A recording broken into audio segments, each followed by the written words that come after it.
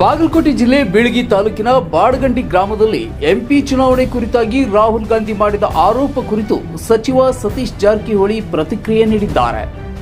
ರಾಹುಲ್ ಗಾಂಧಿಯವರು ಹೇಳಿದ್ದು ನಿಜ ಇದೆ, ಅದು ಮಹಾರಾಷ್ಟ್ರದಲ್ಲಿ ಕೂಡ ಆಗಿದೆ. ಅದು ಈ ವಿಷಯ ಕೋರ್ಟ್ನಲ್ಲಿ ಕೂಡ ಇದೆ.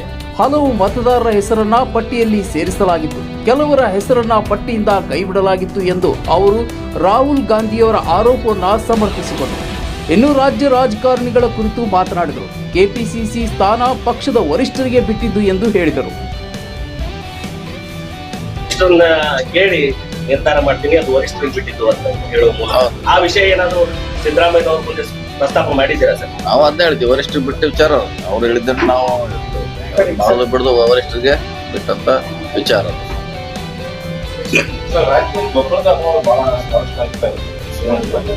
ಅದಿದ್ದಾರೆ, ಅದು ಇದು ಇದಾರೆ, ಅದನ್ನ ಎರಡು ಜಂಟಿಯಾಗಿ ಮಾಡ್ಬೇಕು. ಕೇಂದ್ರ ಮತ್ತು ರಾಜ್ಯ ಸರ್ಕಾರ ಎರಡು ಜವಾಬ್ದಾರಿ ಜಂಟಿಯಾಗಿದೆ. ಯಾಕಂದ್ರೆ ಅದು ವರ್ಷ ಶಾರ್ಟೇಜ್ ಆಗ್ತಾನೆ. ಸೊ ಅದಕ್ಕೆ ಪರ್ಯಾಯವಾಗಿ ಚಿಂತನೆ ಮಾಡ್ಬೇಕು ಎರಡು ಸರ್ಕಾರ. ಸೊ ರೈತರಿಗೆ ತೊಂದರೆ ಆಗದೆ ನೋಡ್ಕೋಬೇಕು, ಎರಡು ಸರ್ಕಾರ ಜವಾಬ್ದಾರಿ ಇದೆ. ನಿನ್ನೆ ಗೋಯಲ್ ಕಾರಜೋಳ ಮತ್ತು ಕೆ ನಾರಾಯಣಸ್ವಾಮಿ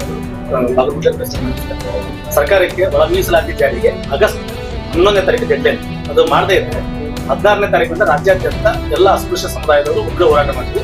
ಕಾಂಗ್ರೆಸ್ನ ಸಚಿವರು ಯಾವುದೇ ಕಾರ್ಯಕ್ರಮದಲ್ಲಿ ಭಾಗವಹಿಸಲಾರ್ದಂಗ ತಡಿತೀವಿ ಅಂತ ಅವರು ಅಧಿಕಾರನಾಗಿದ್ರಲ್ಲ, ಅವರೇ ಇದ್ರ, ಎಲ್ಲ ಪ್ರಮುಖ ಹುದ್ದೆಯಲ್ಲಿದ್ರು, ಪ್ರಭಾವಿ ಸಚಿವರು ಹಿಂದೇನು ಇದ್ರು, ಅದಕ್ಕಿಂತ ಹಿಂದೇನು ಸಚಿವರಾಗಿದ್ರು.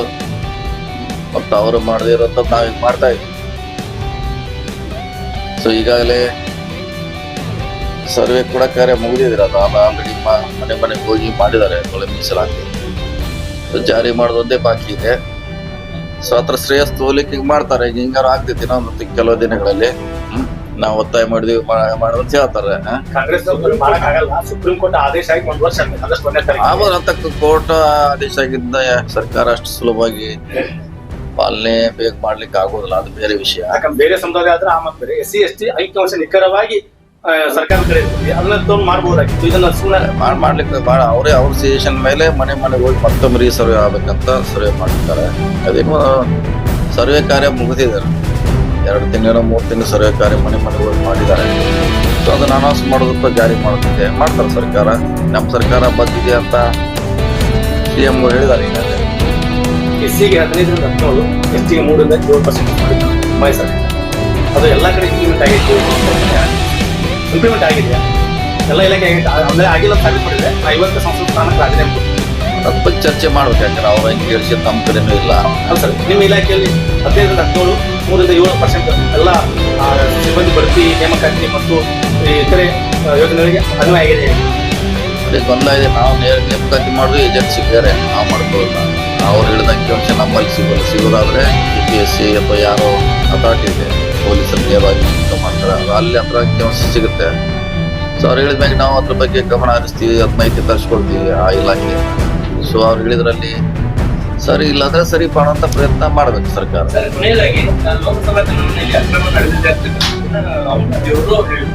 ಓಕೆ, ಹೇಳಿದಾರೆ ಆಲ್ರೆಡಿ ಮಹಾರಾಷ್ಟ್ರದಲ್ಲಿ ಆಗಿದೆ ಅಂತ ಹೇಳಿದ್ದಾರೆ. ಈಗಾಗಲೇ ಅದು ಚರ್ಚೆ ಇದೆ. ಸುಪ್ರೀಂ ಕೋರ್ಟ್ಗೆ ಬಿಹಾರದ ಚುನಾವಣೆ ಇದೇ ರೀತಿ ಮಾಡ್ತಿದ್ದಾರೆ, ಬಹಳಷ್ಟು ಒಟ್ಟು ಕಟ್ ಮಾಡಿದ್ದಾರೆ. ಸೊ ನ್ಯಾಯಾಲಯದಲ್ಲಿ ಸುಪ್ರೀಂ ಕೋರ್ಟ್ದಲ್ಲಿ ಇದೆ. ಸೊ ಮಾಡಿದ್ದಾರೆ. ಮಹಾರಾಷ್ಟ್ರನೇ ಉದಾಹರಣೆ ಸುಮಾರು ಪಂಚಾಂತರನ್ನ ಸೇರಿಸುವಂತ ಪ್ರಯತ್ನ ಮಾಡಿದ್ರೆ ಕೆಲವು ಕಡೆ ಡಿಲೀಟ್ ಮಾಡುವಂತ 2 ಕಡೆ ಆಗಿದೆ. ಈ ಹೈಕಮಾಂಡ್ ಸಿದ್ದರಾಮಯ್ಯನವರನ್ನ ರಾಷ್ಟ್ರ ನಾಯಕ ಮಾಡಕ್ ಕೊಟ್ಟಿದ್ಯಾ ಅಂದ್ರೆ OBC ಸಮಾವೇಶ ಮಾಡಕ್ ಕೊಟ್ಟಿದೆ. ಕೆಲವೊಂದ್ ಕಡೆ CM ಗಾದಿಗೆ ಮತ್ತೆ ಕೊಟ್ಟು ಬರುತ್ತಾ ಅನ್ನುವಂತ ರೀತಿ. ಅಲ್ಲ, CM ಇದ್ದೇ ರಾಷ್ಟ್ರ ನಾಯಕರಾಗ್ಬೋದು, ಡಿಟ್ಯಾಚ್ ಮಾಡ್ಬೇಕಂತ ಹೇಳಿದ್ದಾರೆ. ಈ ಹಿಂದೆ ಸಿದ್ದರಾಮಯ್ಯನವರು ರಾಷ್ಟ್ರ ರಾಜಕಾರಣದಲ್ಲಿ ಆಸಕ್ತಿ ಇಲ್ಲ, ನಾನು ರಾಜ್ಯದಲ್ಲಿ ಹೇಳಿದ್ದಾರೆ. ಅದು ಹೈಕಮಾಂಡ್ ಒತ್ತಾಯದ ಮೇರೆಗೆ ಹೊರಟಿದ್ದಾರೆ. ಅಲ್ಲ, ಇದು ಎಕ್ಸ್ಟ್ರಾ ಇದು ಅವ್ರಿಗೆ ಹುದ್ದೆ ಕೊಡೋದು ಎಕ್ಸ್ಟ್ರಾ.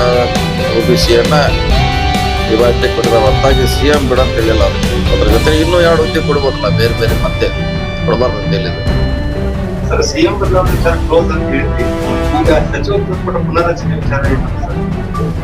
ಅದೇನಿದ್ರು ಅವ್ರನ್ನ ಕೇಳ್ಬೇಕು, CM ಅವ್ರನ್ನ ಕೇಳಬೇಕು, DCM ಅವ್ರನ್ನ ಕೇಳಬೇಕು. ಅವರೇ ಅದಕ್ಕೆ ಸರಿಯಾದ ಉತ್ತರ ಕೊಡಬೇಕು. ಯಾಕಂದ್ರೆ ನಾವು ಮಂತ್ರಿಗಳಷ್ಟೇ ಇದೀವಿ, ಅದನ್ನ ದಿನಾಂಕ ನಿಗದಿ ಮಾಡುವಂತ ವ್ಯಾಪ್ತಿ ನಮ್ದಲ್ಲ. ಅವ್ರ ಅಧ್ಯಕ್ಷ ಕೇಳಬೇಕು, ಡಿ.ಸಿ.ಎಂ ಕೇಳ ಸರಿಯಾದ ಉತ್ತರ ಅವ್ರು ಕೊಡ್ತಾರೆ.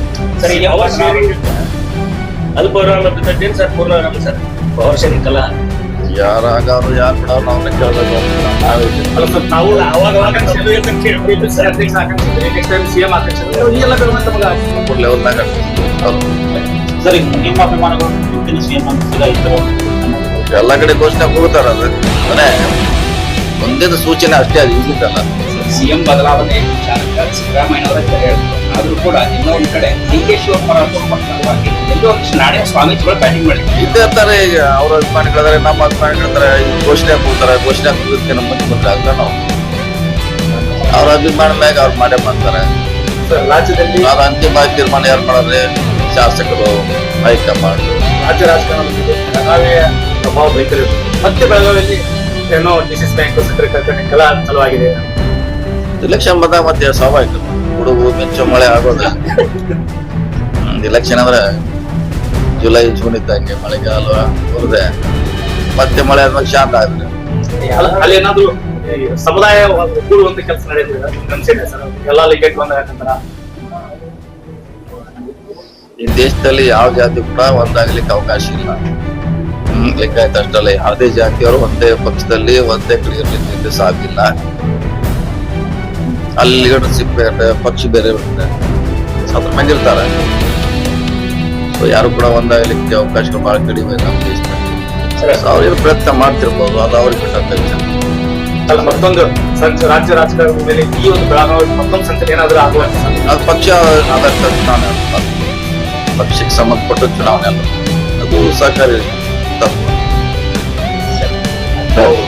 ಪ್ರಭಾವಿ ಸಚಿವರು ಕೃಷ್ಣಾ ಮೇಲ್ದಂಡೆ ಯೋಜನೆ ವಿಚಾರವಾಗಿ ಸಾಕಷ್ಟು ಹೋರಾಟಗಳು.